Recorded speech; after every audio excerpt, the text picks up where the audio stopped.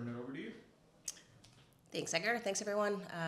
Great to have this opportunity today. Really excited about where the Houston Dash is in its current stage and state at this point in the season, after coming out of our secondary transfer window and quite a few roster movements over the course of the last season into this year. I believe 13 players in terms of roster changes.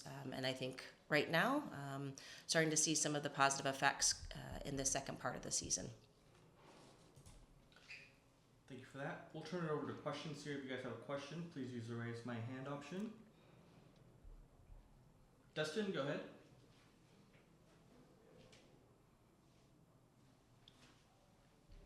Hey Angela, how are you? Hi, Dustin. I'm well, thank you. How are you? Good.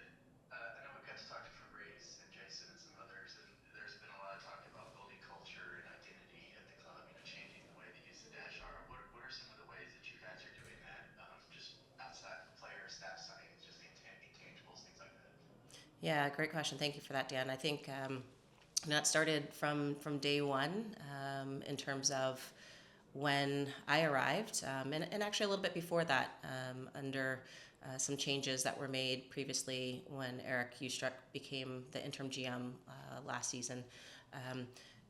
We started with our staff in terms of how we together as a staff build a great team behind the player team, and focused on culture building literally in January. One of the first things that we did when we all came together and reported. And since then, it's been continuous, weekly progress in what does that look like, from Fabrice's leadership with the players to establishing our values as a sporting club and organization, and identifying those types of behaviors that we want to see that build positive team culture on a daily basis from our players as well as our staff. We use visuals around our team environment as well, and it's something that is constantly talked about, top of mind, from our existing full-time staff, as well as bringing in a mental performance coach as well, who is really identifying one of our primary values in terms of trust and building trust, and how we establish that, and what does that look like on the day-to-day, and how does it really manifest on the field as well. And just one more for me. I know we talked to Fabrice after Lisa signed, and he talked about the recruitment and your scouting. You had a big presence at the Euros, outside of, I think, a lot of things that normally the Dash did in the past. How big has the change been, and also Ted Siegel's support, and you guys, getting a presence at the Euros or in the WSL, and all these, and looking for players in all these different areas? Yeah, we're really proud of the team for our recruitment efforts in this past, I'd say, last two transfer windows especially. It's been a really big emphasis and point of emphasis for us in terms of our recruitment department, from elevating Michael Poma and promoting him to the Director of Recruitment and Analysis, to Eric Ustruck, who has been a constant even since before I got here into this season, and really helping to work with Michael on player identification, as well as bringing in Jason Lowe, our assistant GM, as well. We've expanded our recruitment department in terms of our scouting network, adding 4 different scouts to the team as well, and added a recruitment analyst to the squad. So we've really bolstered over a 200% growth in that recruitment department specifically.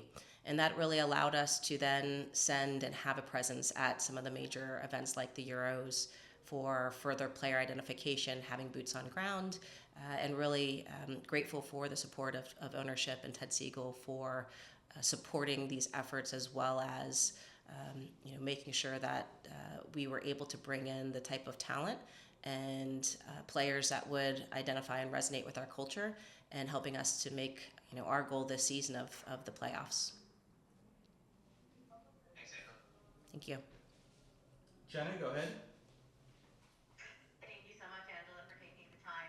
I know she was already brought up, and I wanted to ask a little bit about Lisa Boateng, a really blockbuster signing for the team, such a decorated player. And I was wondering if you could talk a little bit about her, why she was a target of the team, and what you hope she'll bring, and when we might expect to see her on the field.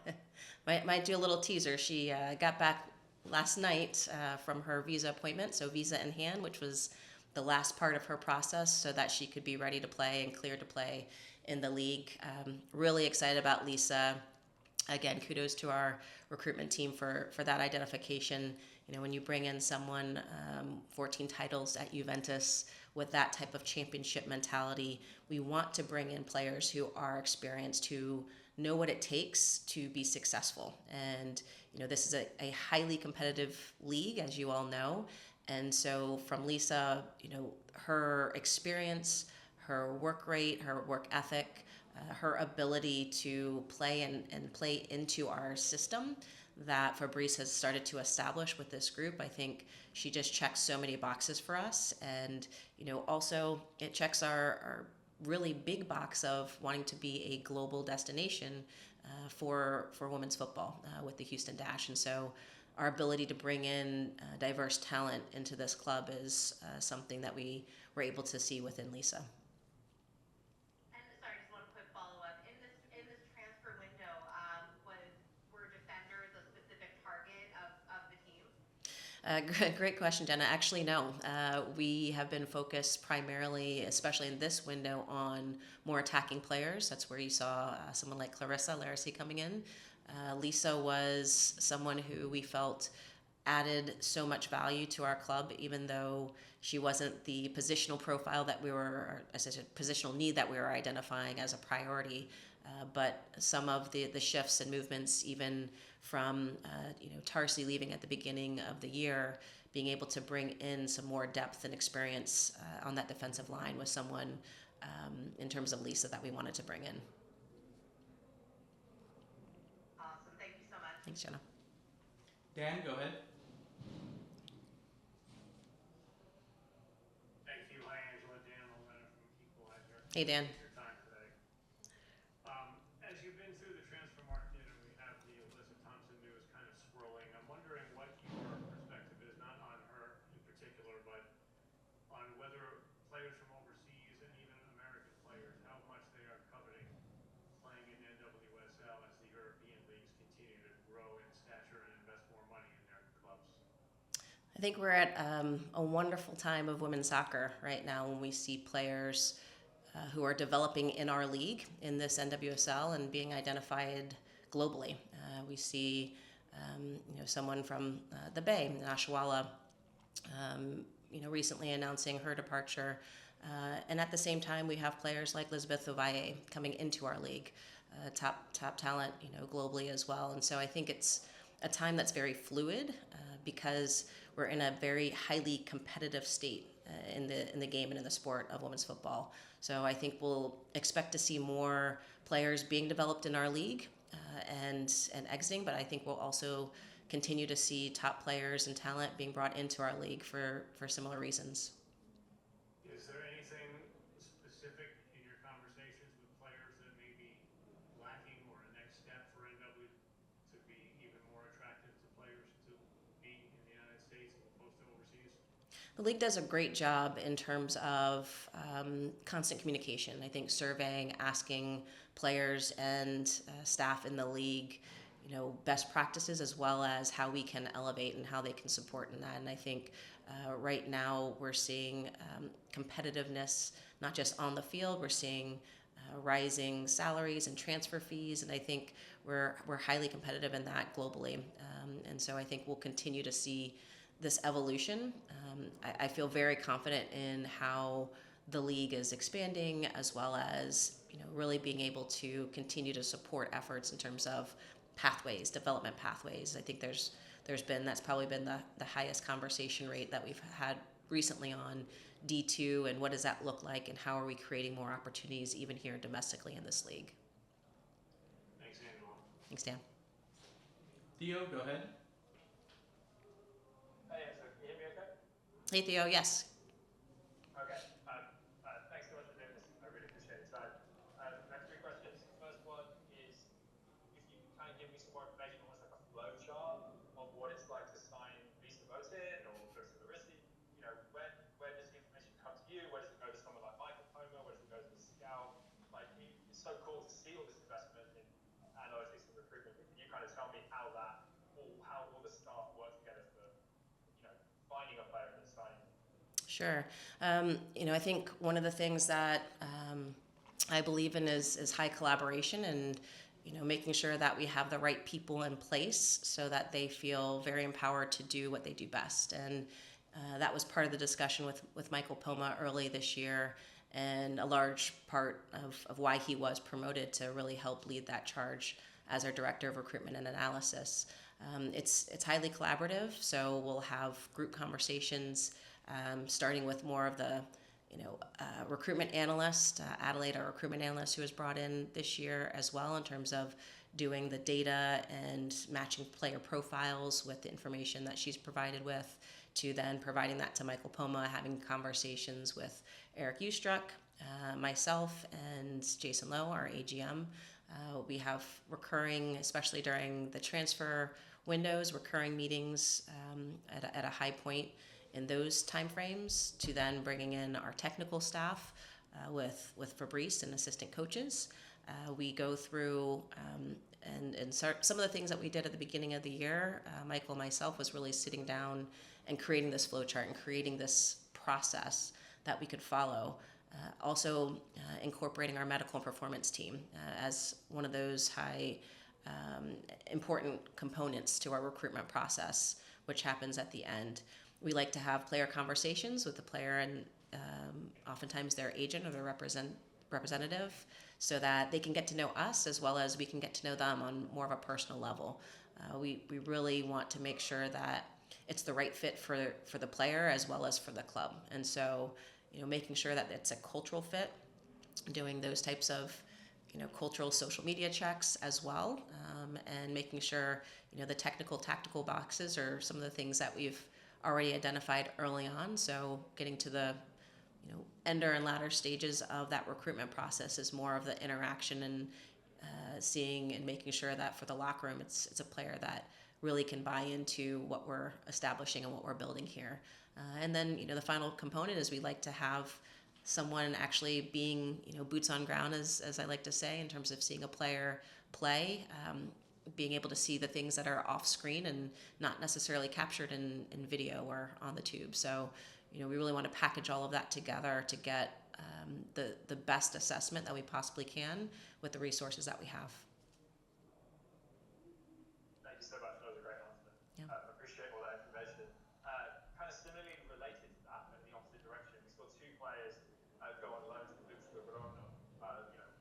Tell me more about why that club felt like the right fit for their development, and kind of what is their position with the Dash as young players in the development. Sure. Rebecca and Zoe, recently on loan to Hucles Mangano. I think what a fantastic opportunity for them in terms of their ability to further their development, and ultimately they need more minutes, they need more time and game time to really establish that and to continue their growth. It's not necessarily common to be able to send two players to one club at the same time. I think for both of them, especially being younger players and having familiarity with somebody else, one of their teammates in a different and new environment, was a really special and unique opportunity that we had with a club that's actually really known for their talent development. And there are players who have come out of Ducks that have started with them and grown and developed. A player from an African country, you might have heard of her, named Barbara Banda, was also at Ducks and went on to do what we see her doing today. So really excited for them and the opportunity that they have in front of them. And my final question is on transfer budget. We've seen a lot of fees come in from Houston, from Barbara to Tiana to Tarsi at the beginning of the year. Obviously, the leads to St. Louis are classified at this point, but we probably can assume that, especially with a $550,000 budget every team starts with, that there is a lot of money in the bank. Why is it the Dash spending as much as they could, or what is your strategy when it comes to knowing the right time to spend that? Sorry, what was the last part of your question? What is your strategy when it comes to knowing the right time to spend all the money you have? Yeah, I think it's a great question. It's something that's constantly evaluated in terms of having a lot of people not just looking at the talent and the global market, but also what we have in terms of our salary cap management. We have about 5 people who regularly are involved in what that looks like. I think also it's a fluctuating chess game when it comes to transfers and managing all of the different components that it takes to bring a singular player in, and that's just when you bring one player in. You know, a lot of it is really due to what is our priority at that given time. But we're also in a position now where we're not just looking at what the transfer market is right in front of us. We're able to now look out 2 to 3, transfer windows, and so that enables us to be more highly strategic in our moves and our ability to also be flexible to other changes that might come up when other players might be presented to us that we didn't necessarily know we had an ability to bring in. So I think someone like Elisa would be a great example of that. And so our ability to constantly have those conversations, it's constant evaluation on so many different factors, but we also are in a time where, we are looking at the evolution of our league and how rules are changing in terms of the use of certain funds like allocation and when that goes away, but also looking at expansion teams coming in and what they have to use. So we're really needing to, I think, adapt and be flexible to that and have a lot of strategic conversations before we even are talking about what type of player we're going to be bringing in. Thank you so much again. Really, really, really appreciate that. Pleasure. Laura, go ahead. Hi, Angela. Thank you so much for taking the time. My name is Laura. I'm with Deportes Nation. Hey, Laura. The official Spanish voice for the Houston Dash. Yes. I'm a sideline reporter, so I get to spend a lot of time listening, kind of like the chit chat of the fans and the kids kind of talking about the Dash. And one of the things that keeps popping up routine their conversation is the team being sold and kind of like that anxiousness or like kind of like the black cloud of perhaps if the team gets taken out of Houston, which is something that I keep kind of hearing, which is something that might or might not happen. But with that said, how do you keep the players concentrated and motivated and keep the Dash culture growing in the fan base, being interested in the team? Yeah, I think right now we're really excited about the interest in the Houston Dash during this process, and I like to go to one of the staples of playing in terms of, we can only control what we can control, right? And so I think for the players, for the staff, we are business as usual, and we have the goal in front of us, and we have our objectives and the things that we are looking to accomplish, and so that's how we show up day to day. I think for this, I've heard Ted Siegel himself say, there's no intention to move this team out of Houston. So I think that's something that we obviously feel good about, but also the interest in this process I think is something that we're excited where the future of this club could lead. For sure. Thank you so much. And My the pleasure. follow-up question, I know that there was a lot of excitement, when we've had homegrown players coming to the Dash and be part of the team.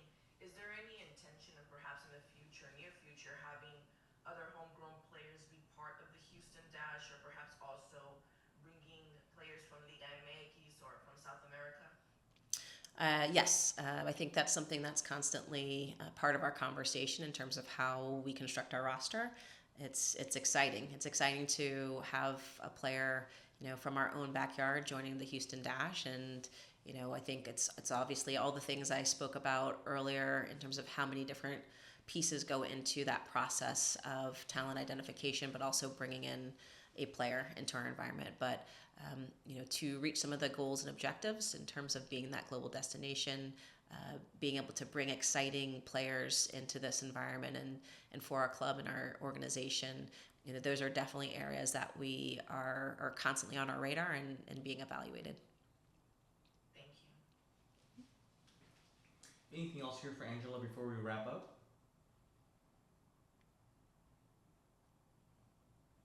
Okay. Thank you again, everyone, for joining us. We'll have this and additional items available later today. If you have any additional questions, feel free to shoot me an email. Thanks again for jumping on. Thank you.